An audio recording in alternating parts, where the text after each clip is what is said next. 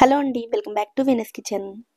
ఈరోజు వీడియోలో వరలక్ష్మి వ్రతానికి చేసుకుని 9 రకాల ప్రసాదాలను ఎలా ప్రిపేర్ చేసుకోవాలో చూపించబోతున్నానండి. మొదటిసారి చేస్తున్న వారైనా సరే ఈజీగా చేసుకునేటట్లు అన్ని సింపుల్ రెసిపీసే చూపించానండి.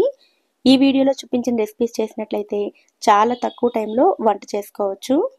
ముందుగా ఆ ప్రసాదాలు ఏంటో చూద్దామండి. పులిహోర, పరమన్నం, దధ్యోదనం, రవ్వ పాయసం, గారెలు, పాకం గారెలు, ఆవడలు, అప్పాలు, శనగలు, వీటితో పాటుగా నేను చలిమిడి, వడపప్పు, పానకం కూడా ప్రిపేర్ చేస్తున్నానండి. వీటితో కలిపి మొత్తం 12 ప్రసాదాలు అవుతాయి. వీడియోని ఎక్కడ స్కిప్ చేయకుండా చివరి వరకు చూసి ఈ రెసిపీస్ని మీరు కూడా తప్పకుండా ట్రై చేయండి. రెసిపీస్ కనుక నచ్చితే ఒక లైక్ చేసి ఛానల్ని కూడా సబ్స్క్రైబ్ చేసుకోండి. ప్రసాదాలు చేసే ముందు రోజు రాత్రి కొన్ని ప్రిపరేషన్స్ చేసుకోవాలండి. ముందుగా ఒక గిన్నెని తీసుకుని అందులోకి 1.5 కప్పు వరకు మినపప్పును వేసుకోవాలి. గారెలు, పాకం గారెలు, ఆవడల కోసం మినపప్పును తీసుకోండి. తర్వాత మరొక గిన్నెని తీసుకుని అందులోకి 1/2 కప్పు వరకు శనగలను వేసుకోవాలి.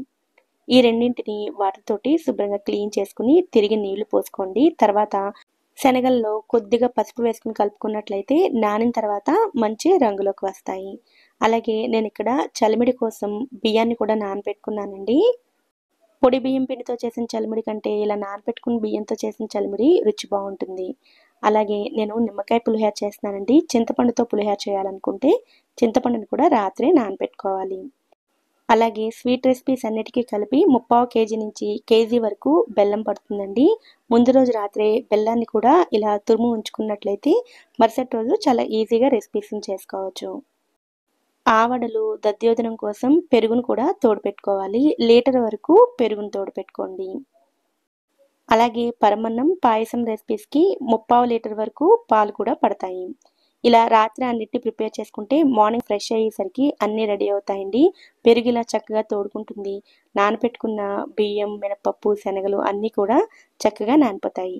ఇప్పుడు వీటిని మళ్ళీ ఒకసారి క్లీన్ చేసుకుని వాటర్ మొత్తాన్ని సెపరేట్ చేసుకుని పెట్టుకోండి. ముందుగా ఒక కుక్కర్ని తీసుకుని అందులోకి వాటర్ సెపరేట్ చేసుకున్న శనగలను వేసుకోండి. ఇందులోకి శనగలు ములిగేంత వరకు నీళ్లు కూడా పోసుకొని కొద్దిగా ఉప్పు వేసుకుని కలుపుకొని మూత పెట్టుకుని విజిల్ కూడా పెట్టుకుని 4 విజిల్స్ వచ్చేంత వరకు ఈ శనగల్ని ఉడికించుకోవాలి. ఈ శనగలు విజిల్ వచ్చి స్టీమ్ వచ్చేలోపు మరికొన్ని గ్రైండింగ్ పనులు చూద్దామండి. మిక్సీ జార్ని తీసుకుని అందులోకి వాటర్ సెపరేట్ చేసి పెట్టుకున్న బియ్యాన్ని వేసుకుని మెత్తగా గ్రైండ్ చేసుకోవాలి. ఇలా మెత్తగా గ్రైండ్ చేసుకున్న తర్వాత బియ్యాన్ని ఏ కప్పుతో తీసుకున్నారో అందులో సగం వరకు బెల్లాన్ని వేసుకుని మళ్ళీ ఒకసారి గ్రైండ్ చేసుకోవాలి. బెల్లం వేసుకుని గ్రైండ్ చేసుకున్న తర్వాత ఇలా ముద్దలా అవుతుంది. ఇలా ముద్దలా వస్తే మనకి పిండి ఎలా కావాలంటే అలా మోల్డ్ అవుతుంది. ఇప్పుడు ఈ పిండిని ఒక ప్లేట్లోకి వేసుకుని దగ్గరగా చేసుకుని చలిమిడి ఆరిపోకుండా ఉండడం కోసం పైన కొద్దిగా నెయ్యిని అప్లై చేసుకుంటే చలిమిడి రెడీ అయిపోతుంది. ఇప్పుడు మరొక బౌల్లోకి 2 టేబుల్ స్పూన్ల పెసరపప్పును వేసుకుని పెసరపప్పును శుభ్రంగా కడిగి నీళ్లు పోసుకుని ఉంచుకున్నట్లయితే రెసిపీస్ కంప్లీట్ అయ్యే లోపల పెసరపప్పు కూడా నానిపోతుంది.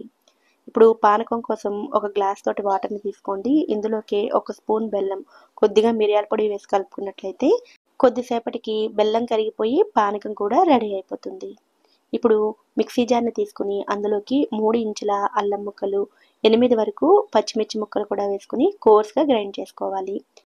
ఆవడలు, గారెలు, దధ్యోదనంలోకి మనకి అల్లం పచ్చిమిర్చి ముద్ద రెడీ అవుతుంది. ఇలా గ్రైండ్ చేసుకుని ఒక బౌల్లోకి తీసుకుని రెడీగా పక్కన పెట్టుకోండి. ఈలోపు విజిల్ వచ్చి స్టీమ్ వచ్చి శనగలు కూడా ఉడికిపోయి ఉంటాయి. ఇలా ఉడికించుకుని శనగలు ఉండి వాటర్ సెపరేట్ చేసుకుని పెట్టుకోండి. ఇప్పుడు మళ్ళీ ఒక కుక్కర్ని తీసుకుని అందులోకి 1.5 కప్పు వరకు బియ్యాన్ని వేసుకోవాలి. నేను అన్ని రెసిపీస్ కూడా 1/2 కప్ క్వాంటిటీ వచ్చేటట్లు చూపిస్తున్నానండి. ఈ క్వాంటిటీలో చేసుకున్నట్లయితే 4 లేదా 5 ఉండే ఫ్యామిలీస్కి రెసిపీస్ అన్నీ కూడా కరెక్ట్గా సరిపోతాయి. రైస్ని క్లీన్ చేసుకున్న తర్వాత 1.5 కప్పు రైస్కి 3 కప్పుల వాటర్ని వేసుకుని మూత పెట్టుకుని విజిల్ కూడా పెట్టుకుని 3 విజిల్స్ వచ్చేంత వరకు ఉడికించుకోవాలి. రైస్ అయ్యేలోపు మరికొన్ని పనులు చూద్దామండి. మిక్సీ జార్ని తీసుకుని అందులోకి వాటర్ సెపరేట్ చేసి పెట్టుకున్న మినపప్పును వేసుకుని కొద్దిగా వాటర్ని వేసుకుంటూ పిండిని ఇలా గట్టిగా రుబ్బుకోవాలి. ఇలా గ్రైండ్ చేసుకుని ఈ పిండిని ఒక బౌల్లోకి తీసుకోండి. ఇలాగే మిగిలిన పప్పును కూడా గ్రైండ్ చేసుకుని అదే బౌల్లోకి వేసుకోండి. గారెల కోసం పిండిని మిక్సీలో గ్రైండ్ చేసాం కాబట్టి పిండిని బాగా కలుపుకోవాలండి. పిండిని ఒక 2-3 నిమిషాల పాటు బాగా బీట్ చేసుకున్నట్లయితే గారెలు చక్కగా వస్తాయి. ఇలా పిండిని కలుపుకున్న తర్వాత ఈ పిండిని 2 భాగాల కింద చేసుకోవాలి. గారెలు, ఆవడల కోసం 2 భాగాలు ఒక గిన్నెలోకి, పాకం గారెల కోసం మరొక భాగం ఒక గిన్నెలోకి తీసుకోండి. గారెలు, ఆవడల కోసం తీసుకున్న పిండిలోకి రుచికి సరిపడా ఉప్పు వేసుకోండి. పాకం గారెల్లోకి చిటికెడు ఉప్పు వేసుకుంటే సరిపోతుంది.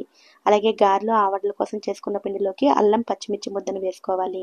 ముందుగా పాకం గారెల కోసం తీసుకున్న పిండిని కలుపుకున్న తర్వాతే గారెలు, ఆవడల కోసం తీసుకున్న పిండిని కలుపుకోవాలి. ఇలా పిండిలను కలుపుకొని రెడీ చేసుకున్న తర్వాత ఒక 10-15 నిమిషాలు పక్కన పెట్టుకుని అప్పుడు రెసిపీస్ చేసుకున్నట్లయితే చక్కగా వస్తాయి. ఇప్పుడు అప్పాల కోసం పిండిని రెడీ చేసుకుందామండి. అందుకోసం ఒక గిన్నెని తీసుకుని అందులోకి 3/4 కప్పు వరకు బెల్లం, 3/4 కప్పు నీళ్లు కూడా వేసుకుని ఈ గిన్నెను స్టవ్ మీద పెట్టుకుని బెల్లాన్ని కరిగించుకోవాలి. తర్వాత ఒక బౌల్ని తీసుకుని అందులోకి 1 కప్పు గోధుమ పిండి, 1 కప్పు బియ్యం పిండి వేసుకోవాలి. ఇందులోనే చిటికెడు ఉప్పు, 1/2 టీ స్పూన్ యాలకుల పొడి, 1 స్పూన్ నెయ్యి వేసుకుని ముందు వీటన్నిటిని బాగా కలుపుకోవాలి. అంతా బాగా కలుపుకున్న తర్వాత కరిగించుకున్న బెల్లం నీళ్లను ఇందులోకి వడకట్టుకుని వేసుకోవాలి. నీళ్లు వేడిగా ఉంటాయి కాబట్టి ముందు స్పూన్తో కలుపుకోండి. వేడి తగ్గిన తర్వాత ఇలా చేత్తోనే పిండిని దగ్గరగా కలుపుకోవాలి. ఇలా పిండంతటిని దగ్గరగా కలుపుకున్న తర్వాత చేతికి పిండి అంటుకోకుండా ఉండడం కోసం పైన కొద్దిగా నెయ్యిని రాసుకుని పిండిని ఇలా కలుపుకుని కొద్దిసేపు పక్కన పెట్టుకోవాలి. డీప్ ఫ్రై చేసుకోవాల్సిన అప్పాలు, గారెల పిండిని రెడీ చేసి ఉంచుకున్నట్లయితే అవి సెట్ అయ్యేలోపు మిగిలిన రెసిపీస్ని చేసుకోవచ్చు. ఈ లోపల రైస్ కూడా చక్కగా రెడీ అయిపోతుంది. ఇప్పుడు ఈ రైస్ని 3 భాగాల కింద చేసుకోవాలి. ఈ రైస్లో నుండి ఒక భాగాన్ని పులిహోర కోసం ఒక బౌల్లోకి తీసుకోండి. ఈ రైస్ వేడిగా ఉన్నప్పుడే ఇందులోకి కొద్దిగా పసుపు, రుచికి సరిపడా ఉప్పు, 1 స్పూన్ నూనె వేసుకుని మొత్తం అంతా బాగా కలుపుకోండి. రైస్ వేడిగా ఉన్నప్పుడు కలుపుకున్నట్లయితే చక్కగా కలిసిపోతుంది. ఇలా పులిహోర కోసం రైస్ని కలుపుకుని ఉంచుకుంటే పోపు వేసుకునే లోపల ఈ రైస్ అంతా కూడా చల్లారుతుంది. ఈ మిగిలిన రైస్ని పరమన్నం, దద్దోజనం కోసం ఉపయోగిస్తామండి. అందుకోసం ముందుగా రైస్ మొత్తాన్ని కూడా ఇలా మెత్తగా మ్యాష్ చేసుకోవాలి. ఇలా మ్యాష్ చేసుకున్న తర్వాత ఒక భాగాన్ని పరమన్నం కోసం ఒక గిన్నెలోకి పక్కకు తీసుకోండి. మిగిలిన రైస్ని దద్దోజనం కోసం ఉపయోగిస్తాము. దద్దోజనం కోసం తీసుకున్న రైస్లోకి 3 కప్పుల పాలు వేసుకోవాలి.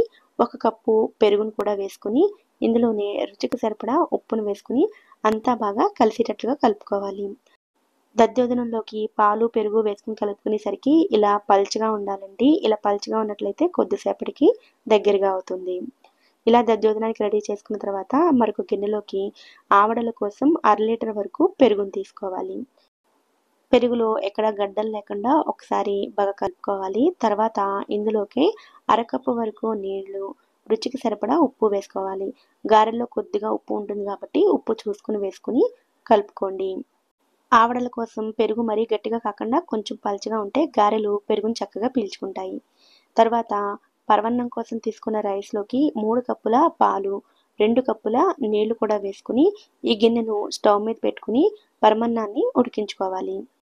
నిజానికైతే ఈ పరమన్నాన్ని పొంగుతున్న పాలల్లో కడిగిన బియ్యాన్ని వేసి ప్రిపేర్ చేస్తారండి. రెసిపీ త్వరగా చూపించడం కోసం నేను ఇలా చూపిస్తున్నాను. పరమన్నానికి పాలల్లో అన్నం ఎంత బాగా ఉడికితే రుచి అంత బాగుంటుంది. కనుక మంటను లో ఫ్లేమ్లో పెట్టుకుని మరొక స్టవ్ మీద పెట్టుకుని నెమ్మదిగా ఉడకనివ్వండి. పరమన్నం ఉడికేలోపు త్వరగా అయిపోయి రవ్వ పాయసాన్ని ప్రిపేర్ చేసుకుందామండి. అందుకోసం స్టవ్ మీద కడాయిలో 2-3 టేబుల్ స్పూన్ల నెయ్యి వేసుకోండి. రవ్వ పాయసం చేసే ముందు నేను జీడిపప్పు, కిస్మిస్ని పరమన్నం రవ్వ పాయసంలోకి కలిపి ఫ్రై చేసుకుని తీసుకున్నానండి. 2 కూడా బాగా ఫ్రై చేసుకున్న తర్వాత వీటిని ఒక ప్లేట్లోకి తీసుకుని పక్కన పెట్టుకోండి. జీడిపప్పు, కిస్మిస్లను ఫ్రై చేసుకున్న తర్వాత మిగిలిన నెయ్యి ఉంటుంది కదండి, ఆ నెయ్యిలోకి 1 కప్పు వరకు బన్సీ రవ్వను వేసుకోవాలి. బన్సీ రవ్వ అయినా ఉపయోగించుకోవచ్చు, లేదంటే జవ్వ రవ్వనైనా సరే ఉపయోగించుకోవచ్చు. మంటను లో ఫ్లేమ్లో పెట్టుకుని ఈ రవ్వను ఫ్రై చేసుకోండి. 2 నిమిషాల పాటు ఫ్రై చేసుకుంటే రవ్వ అంతా ఇలా తెలుపు రంగులోకి మారుతుంది. ఇప్పుడు ఇందులోకి 3 కప్పుల వరకు నీళ్ళను వేసుకోవాలి. నీళ్లు వేసుకున్న తర్వాత అంతా ఒకసారి బాగా కలుపుకొని మూత పెట్టుకుని లో ఫ్లేమ్లోనే 3-4 నిమిషాల పాటు ఉడికించుకోవాలి. ఈ రవ్వ ఉడికేలోపు పరమన్నాన్ని చూద్దామండి. పరమన్నం అంతా కూడా ఇలా బాగా దగ్గరగా అవుతుంది. ఇప్పుడు ఇందులోకి 1/2 టీ స్పూన్ యాలకుల పొడి, 2 స్పూన్ల నెయ్యి వేసుకుని కలుపుకోవాలి. నెయ్యి ఫ్లేవర్ ఇష్టమైన వారు ఇంకా ఎక్కువ నెయ్యిని కూడా వేసుకోవచ్చు. అలాగే స్టవ్ ఆఫ్ చేసుకునే ముందు ఇందులోకి 1.5 కప్పు వరకు బెల్లాన్ని కూడా వేసుకుని కలుపుకోవాలి. నేను మామూలు బెల్లంతో పాటుగా కొద్దిగా తాటి బెల్లాన్ని కూడా వేస్తున్నానండి. తాటి బెల్లం వేసి చేయడం వల్ల పరమాన్నం రుచి చాలా బాగుంటుంది. స్టవ్ ఆఫ్ చేసుకునే ముందు కానీ ఆఫ్ చేసుకున్న తర్వాత కానీ ఇలా బెల్లాన్ని వేసుకుని కలుపుకున్నట్లయితే ఆ వేడికి బెల్లం చక్కగా కరిగిపోతుంది, పాలు కూడా విరిగిపోకుండా ఉంటాయి. తర్వాత ఇందులోకి ఫ్రై చేసుకున్న జీడిపప్పు కిస్మిస్లను కొద్దిగా వేసుకుని కలుపుకుంటే పరమాన్నం రెడీ అయిపోతుంది. పరమాన్నం రెడీ అయ్యేలోపు మరొక పక్క స్టవ్ మీద ఉన్న రవ్వ కూడా చక్కగా ఉడికిపోతుంది. ఇప్పుడు ఈ రవ్వ అంతటిని ఒకసారి బాగా కలుపుకుని ఇందులోకి 1.5 కప్పు వరకు బెల్లాన్ని వేసుకోవాలి. బెల్లం వేసుకున్న తర్వాత అంతా ఒకసారి బాగా కలుపుకుని దగ్గరగా అయ్యేంత వరకు ఉడికించుకోవాలి. ఇలా దగ్గరగా అయిన తర్వాత ఇందులోకి 1/2 టీ స్పూన్ యాలకుల పొడి, అలాగే ఫ్రై చేసుకున్న జీడిపప్పు కిస్మిస్లను కూడా వేసుకుని కలుపుకోవాలి. ఈ ప్రసాదంలో జీడిపప్పు, కిస్మిస్, పాలు వేయకుండా ఇలాగే తాటి బెల్లంతో చేసినట్లయితే ఈ ప్రసాదం రుచి అన్నవరం సత్యనారాయణమూర్తి స్వామి ప్రసాదం రుచిలా వస్తుందండి. అయితే నేను పాయసం కోసం ప్రిపేర్ చేస్తాను కాబట్టి ఇందులో పాలు కూడా వేసుకుంటున్నాను.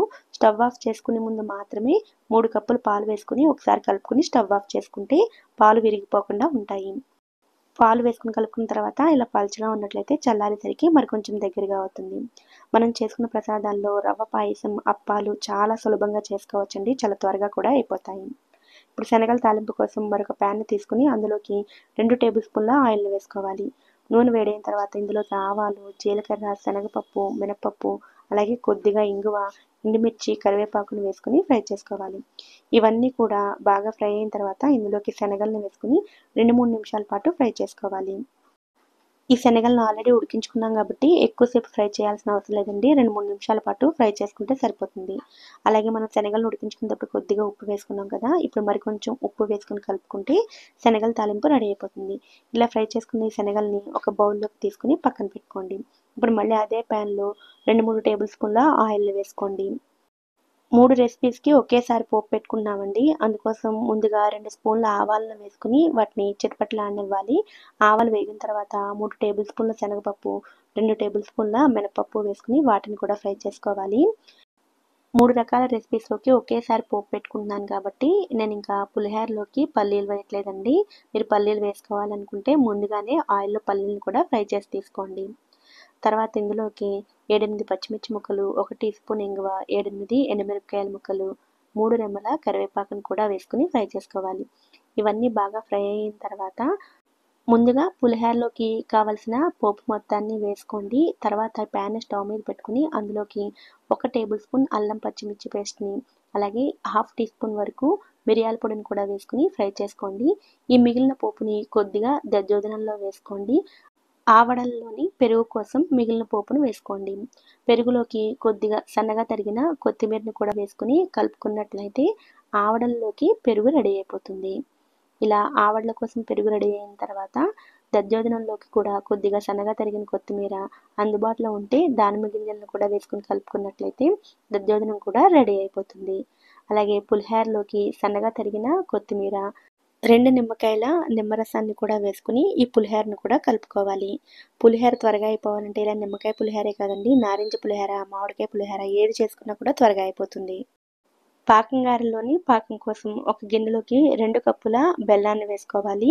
ఇందులోకి 2 కప్పుల నీళ్లు, 1/2 టీ స్పూన్ యాలకుల పొడి కూడా వేసుకుని ఈ గిన్నెను స్టవ్ మీద పెట్టుకుని బెల్లాన్ని కరిగించుకోవాలి. పాకం రావాల్సిన అవసరం లేదండి, బెల్లం కరిగితే సరిపోతుంది. బెల్లం ఇలా పూర్తిగా కరిగిపోయిన తర్వాత స్టవ్ ఆఫ్ చేసుకుని ఈ నీళ్లను గారెలు వేసుకోవడానికి వీలుగా ఉండేటట్లుగా ఒక బౌల్లోకి వేసుకుని పక్కన పెట్టుకోండి. ఇప్పుడు డీప్ ఫ్రై రెసిపీస్ చేసుకుందామండి. అందుకోసం స్టవ్ మీద కడాయిలో నూనెను వేడి చేసుకోవాలి. ముందుగా డీప్ ఫ్రై చేసేటప్పుడు స్వీట్ రెసిపీస్ని ప్రిపేర్ చేసుకోవాలి. అప్పాల కోసం చేసుకున్న పిండిని తీసుకోండి. ఇందులో నుంచి కొద్ది కొద్దిగా పిండిని తీసుకుని ఇలా చిన్న చిన్న బాల్స్‌ని ప్రిపేర్ చేసుకోండి. తర్వాత ఇటువంటి పాలిథీన్ కవర్‌ని తీసుకుని పైభాగంలో కొద్దిగా ఆయిల్‌ని అప్లై చేసుకోండి. తర్వాత ముందుగా రెడీ చేసుకున్న బాల్స్‌ని కవర్ సైజుకి సరిపడా పెట్టుకుని మరొక వైపు నుంచి కవర్ తోటి క్లోజ్ చేసుకుని ఇలా వీడియోలో చూపిస్తున్నట్లుగా ఫ్లాట్‌గా ఉండే డబ్బాతోటి ఒత్తుకున్నట్లయితే అప్పాలు చాలా ఈజీగా రెడీ అవుతాయి. అప్పాల కోసం పిండిని చేత్తో ఒత్తాల్సిన పని లేదండి. ఈ ప్రాసెస్‌లో ఎన్ని అప్పాలనైనా సరే చాలా ఈజీగా చేసుకోవచ్చు. మరీ పలుచగా కాకుండా కొంచెం మందంగా ఒత్తుకోండి. ఇలా రెడీ చేసుకున్న ఈ అప్పాలని వేడిగా ఉండే ఆయిల్‌లో వేసుకొని మంటను లో ఫ్లేమ్‌లో పెట్టుకొని ఫ్రై చేసుకోవాలి. ఈ అప్పాలు చాలా తొందరగా రంగు వచ్చేస్తాయి. లో ఫ్లేమ్‌లో పెట్టుకొని ఇలా మంచి రంగు వచ్చేంత వరకు ఫ్రై చేసుకొని తీసుకోండి. ఇలాగే మిగిలిన వాటిని కూడా ప్రిపేర్ చేసుకోండి. పాకం గారెల కోసం ఒక స్ట్రైనర్‌ని తీసుకుని కొద్దిగా తడి చేసుకోండి. అలాగే తడి చేతులతోనే పిండిని తీసుకుని ఇలా వీడియోలో చూపిస్తున్నట్లుగా స్ట్రెయినర్ పైన గారెల్లో ఒత్తుకుని నెమ్మదిగా ఆయిల్‌లో వేసుకోండి. ఇలా చేసుకున్నట్లయితే మొదటిసారి చేస్తున్న వారైనా సరే గారెలు షేప్ ఔట్ అవ్వకుండా చక్కగా వస్తాయి. పాకం గారెలను, ఆవడలను కొంచెం చిన్నగా వేసుకున్నట్లయితే అవి పాకాన్ని, పెరుగుని పీల్చుకున్న తర్వాత మరి కొంచెం సైజు పెరుగుతాయి. ఇలా ఆయిల్‌కి సరిపడా గారెలను వేసుకొని మంచి రంగు వచ్చేంత వరకు ఫ్రై చేసుకొని, గారెలు వేడిగా ఉన్నప్పుడే పాకంలోకి వేసుకొని కలుపుకోవాలి. ఒక 10 నిమిషాల్లోనే ఈ గారెలు పాకం మొత్తాన్ని పీల్చుకుంటాయి.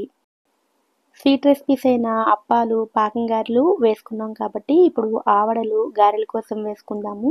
అయితే గారెలు, ఆవడలు వేసుకునే ముందు పిండిలో కొద్దిగా ఒక స్పూన్ బొంబాయి రవ్వను వేసుకొని కలుపుకున్నట్లయితే గారెలు క్రిస్పీగా వస్తాయి. అలాగే నూనెను కూడా పీల్చుకోకుండా ఉంటాయి. ముందుగా ఆవడల కోసం గారెలను ఆయిల్‌కి సరిపడా వేసుకొని ఇలా మంచి రంగు వచ్చేంత వరకు ఫ్రై చేసుకోండి. ఇలా గారెలను ఫ్రై చేసుకున్న తర్వాత ముందుగా చల్లటి వాటర్‌లో వేసుకోండి. ఆవడల కోసం ముందు గారెలను వేడిగా ఉన్నప్పుడు ఇలా చల్లటి వాటర్‌లో వేసుకొని, తర్వాత వాటర్‌లో నుంచి పిండుకొని పెరుగులో వేసుకున్నట్లయితే పెరుగుని గారెలు చక్కగా పీల్చుకుంటాయి. ఇలా చేసుకున్నట్లయితే ఒక 10 నిమిషాల్లోనే గారెలు పెరుగు మొత్తాన్ని చక్కగా పీల్చుకొని సాఫ్ట్‌గా అయిపోతాయి. ఇలాగే గారెలను కూడా ఫ్రై చేసుకొని తీసుకోండి.